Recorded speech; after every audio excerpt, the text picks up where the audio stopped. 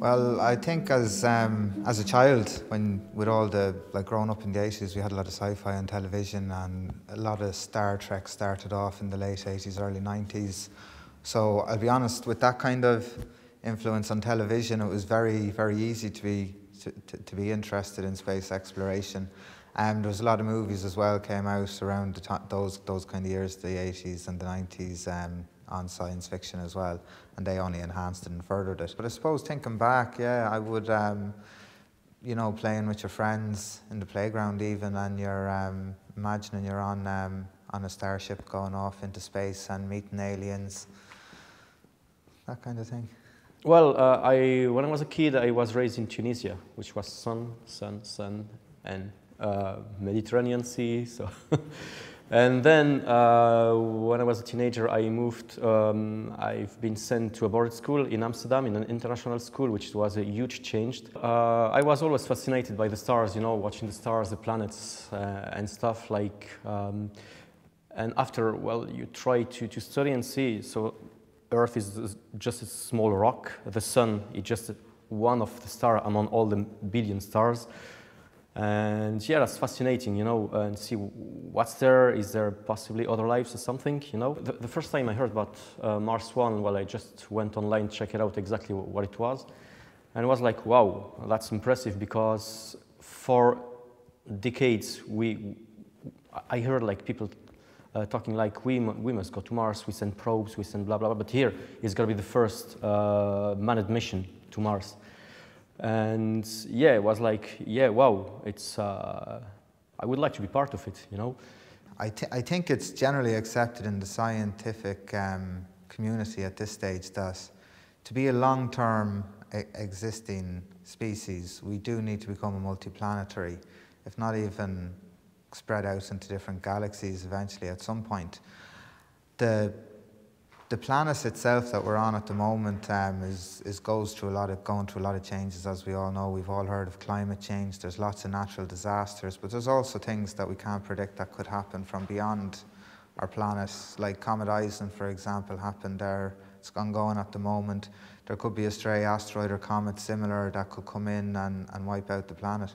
So that would be the end of humankind as things are now. Like space exploration, I think it's the future of mankind, because, well, humans are explorers, If you come back in history, we just wanted to explore the other lands, the other continents. And, well, since now we explored most of the parts of the planet, I think the next logical step would be to go to space.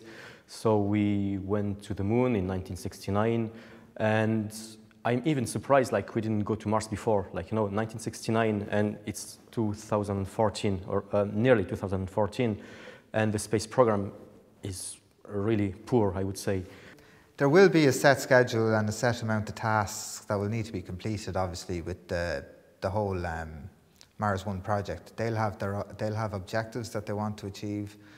There's obviously a lot that we'll want to find out about the planet itself. There's a lot of research that needs to be done into we can learn about the origins of life in the solar system and in the universe. So there's a lot of research and testing that needs to be done. So a lot of time is going to be taken up doing gathering samples and doing testing on those things. There'll also be a lot of because Mars has the gravity on Mars and the pressure on Mars is obviously a lot less than what it is here on Earth. There'll be a lot of exercise. We'll have to spend a few hours a day just to exercise and to keep our bone density up and to keep our blood flowing properly and to maintain our health and our fitness overall and generally so. I think that's probably going to take a few hours a day. Then there'll be preparing food, maintaining the habitat and that, and then there'll be obviously the research and science that needs to be done. Then there'll be a bit of exploration with regards going out on the rovers to see what else is beyond the area that we have landed in. The goal is to try to rely less and less on what you can find on Earth and try to get on with what you can find on the planet itself. And I think at a very, very long term, the mission would be to terraform the entire planet. Well, I see with 2 centuries at least. But at term, yeah, that's what they want to do, I think. My parents have 7 kids, so I have 4 brothers and I have 2 sisters. I'd be the youngest of the lot of them. I have a twin brother. He'd be only a couple of minutes older than myself. I think for me, the biggest personal challenge that I would have would obviously be away from my family. We do have a close family. Most people, I would like to think, would describe their family as close, but we definitely have a close family in ours, so that would be the hardest, but it wouldn't be the most difficult challenge that we would have to overcome by a long shot by going to Mars. I'm not really a family person, you know, because, well, I was sent when I was a teenager to a boarding school, so relying on myself. So I don't really have a huge sense of family, you know. And to be honest, that's fine to see them sometimes, but not too much, you know. She was a bit shocked, my mum was, when she heard about it, because it's not something that she would have ever thought of, really. These things weren't, people didn't talk about going to space in her community when she was growing up or anything like that. But being a good old Irish mum, she's always very supportive. She wasn't very, very negative. She was a little bit shocked, all right, but very, very supportive and encouraging in what she said when I broke the news to her that I was applying. One of my sisters even thought we were already on Mars in terms of a species, so she was surprised to see that it would be a first. But I think the greatest support I got was from one of my nephews when I was explaining it to him, because he's just a year younger than myself and he would have grown up with a lot of the sci-fi stuff that we had, so he was very supportive as well and very shocked and amazed. I have a son, of course, and my son is everything for me. And he lives with his mother in France. He comes quite often here. Well, I buy his ticket, so he's happy to come here on holiday in Ireland. So we try to get him here 2, 3, 4 times a year. Depends on how I am busy. I think he would be proud having his dad. Like if I'm chosen, of course, like he would be proud, like having me doing such a huge thing like this. How did he react when you told him? I didn't tell him. He suspected, you know, but I didn't really. I didn't tell him, you know. Well, it's still stage 1, you know. It's going to be 4 steps before you're chosen stage 1. By the end of the month, we will know who is going to stage 2. Well, if I go to stage 2, I think I would have to consider to let him know exactly. But so far, I didn't really tell him. So, but I think he suspects something. Yeah. One of my sisters-in-laws is probably the most negative. She's still very supportive, but she's like, no, you're not going. I will miss a lot of things, yes. So having a proper meal, going to the restaurant. So of course on Mars is not going to be possible. Not for a good while anyway. I would miss the sun, going on holiday. A lot of things, like would miss the scenery. Probably be food.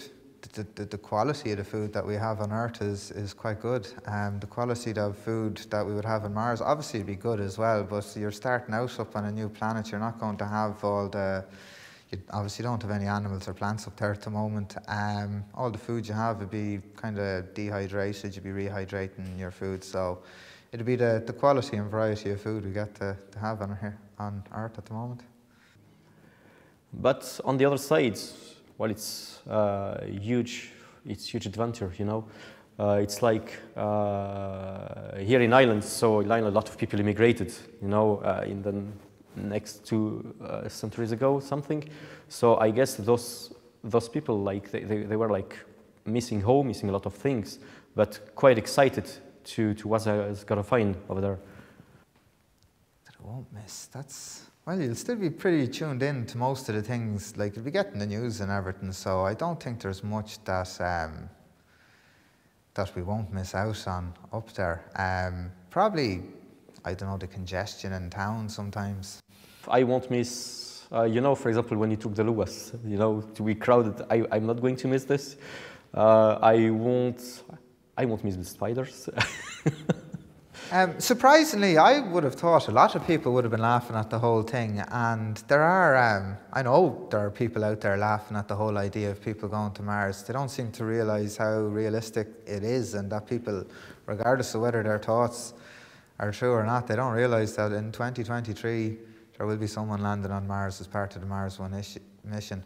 But no one has No one has given me any negative remarks or said anything decorative about it. I know that a lot of people think it's a silly thing to do, but it's what every single great thing was silly at first place. First man flying, first mission going, even crossing the sea, that was silly. Every great thing was silly. And this mission might sound silly. People say, what, going to Mars, what's going to do there? There is nothing.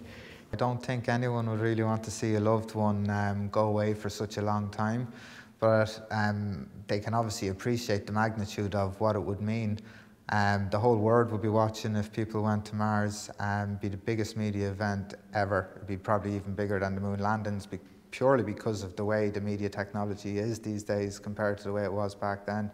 Television was only new. Now we have all the internet. So, but to be a part of it would be something very, very unique. I don't think you'd be forgotten very easily. You'd be remembered like the likes of Neil Armstrong and Buzz Aldrin. Would be very, very, very exciting that way. I'm Stephen from Mullingar in Ireland. I would love to be part of this mission to Mars because, like many, it has been a dream of mine since childhood. I still immerse myself in science fiction, whether it be books, TV or cinema. I want to go to Mars because I want to be remembered for taking part in the biggest challenge of mankind. I realized it's a one-way journey, and it makes perfect sense because the mission is to colonize the planet. It is exciting to think that in April 2022 there will be a launch which will draw as much attention as the moon landing. I have no doubt it will be at least as inspirational, though it will have a much larger audience. I know it's risky, of course I know it's risky, but risk is part of the mission, and it doesn't frighten me. Actually, it excites me.